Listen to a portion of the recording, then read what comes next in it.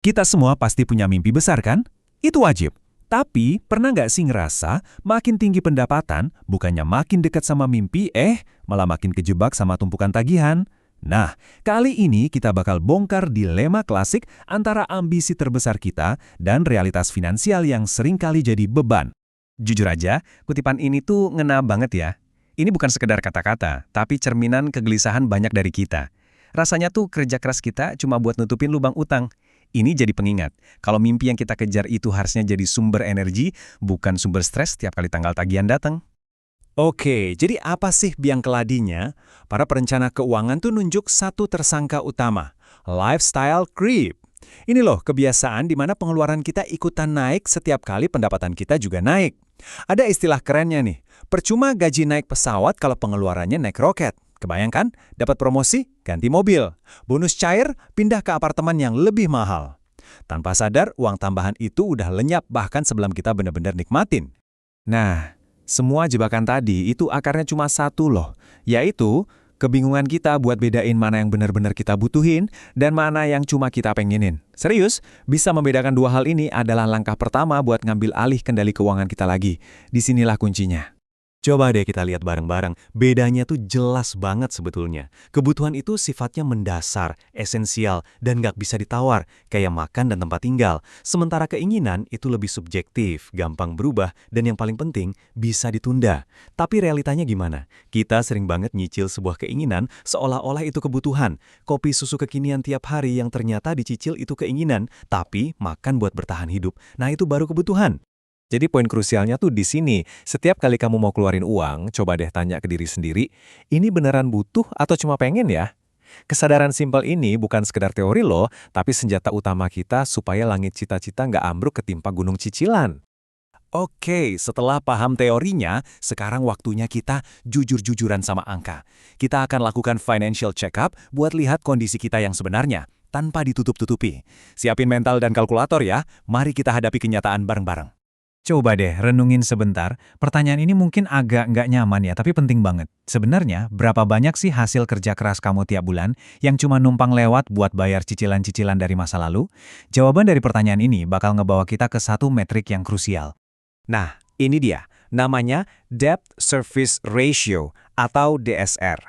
Gampangnya gini, ini tuh rasio yang nunjukin seberapa besar beban utang kamu dibandingin sama penghasilan kamu. Angka inilah yang dipakai sama bank buat nilai kesehatan finansial kita. Cara ngitungnya gampang banget kok. Kamu tinggal jumlahin aja semua cicilan bulanan kamu, mulai dari KPR, cicilan mobil, kartu kredit, pinjol, semuanya. Terus dibagi sama pendapatan bersih bulanan kamu, baru deh dikali 100%. Yuk, coba hitung DSR kamu sendiri sekarang. Dan ini dia arti dari angka yang barusan kamu hitung. Kalau DSR kamu di bawah 30%, selamat, keuangan kamu sehat, ini lampu hijau. Kalau ada di antara 30-40%, ini lampu kuning, artinya masih bisa dikelola tapi udah harus waspada. Nah, tapi kalau di atas 40%, ini lampu merah. Kamu ada di zona resiko tinggi dan kemungkinan besar bakal susah buat dapat pinjaman baru. Oke. Kalau hasil check up-nya tadi bikin sedikit deg-degan, tenang, jangan panik. Sekarang kita beralih ke solusinya. Ada dua alat fundamental yang bisa bantu kita ambil alih kendali keuangan dan mulai bangun fondasi yang kokoh buat mimpi-mimpi kita. Alat pertama ini ibaratnya perisai finansial kamu, dana darurat. Ini adalah tabungan khusus yang cuma boleh dipakai buat situasi tak terduga, kayak misalnya kehilangan pekerjaan atau biaya medis mendadak. Tujuannya simpel banget, supaya kita nggak perlu bikin utang baru pas lagi ada musibah. Terus, seberapa besar idealnya? Patokan umumnya, siapkan dana yang setara dengan 3-6 kali pengeluaran bulanan kamu. Ini bakal jadi jaring pengaman yang cukup kuat buat bantu kamu bertahan beberapa bulan kalau ada guncangan finansial.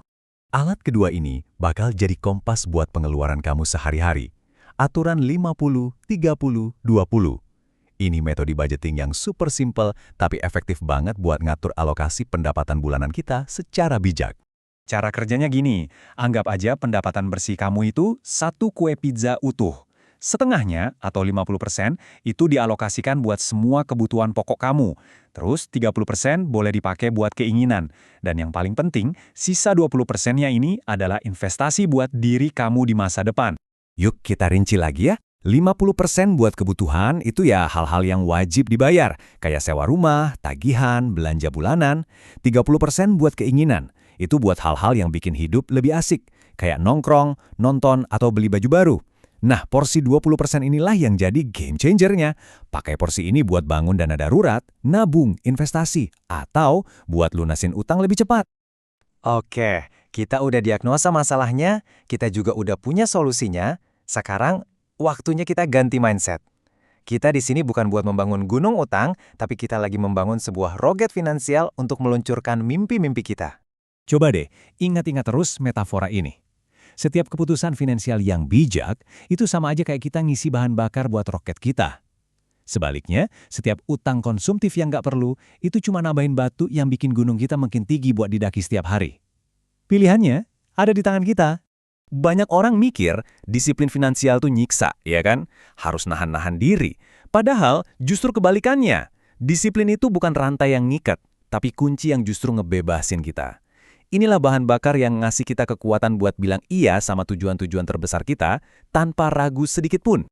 Pada akhirnya, semua ini balik lagi ke satu pertanyaan.